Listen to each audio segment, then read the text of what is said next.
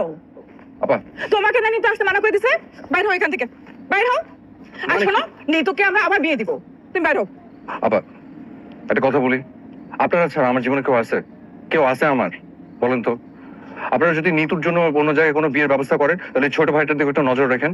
আমার জন্য একটা মেয়ে দেখেন কষ্ট করে।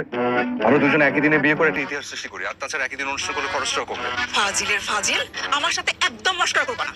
আচ্ছা, মস্করাটা কোথায়? বিয়ে কোথায়? নিতু কোথায়? এই ভাইকে তো ওটা কি আপনার দেবর?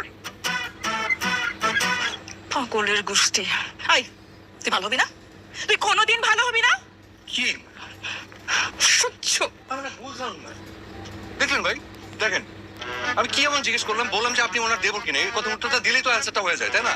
আপনি ঝামেলা শেষ। উদ্দাই খাওয়া কেউ না। তবে আপনাকে তো ঠিক ছিলাম না। আমার নাম রানা। আপনি কি ভাই? আমি ওনার দেবর, আমার নাম জব্বার। ও মাই গড, মানুষের কণ্ঠ এত মিলে কি করে? ভাই বিশ্বাস করেন, আপনার গলা হুবহু আমার স্ত্রী নিতুর মতো। পাগল কোথাকার।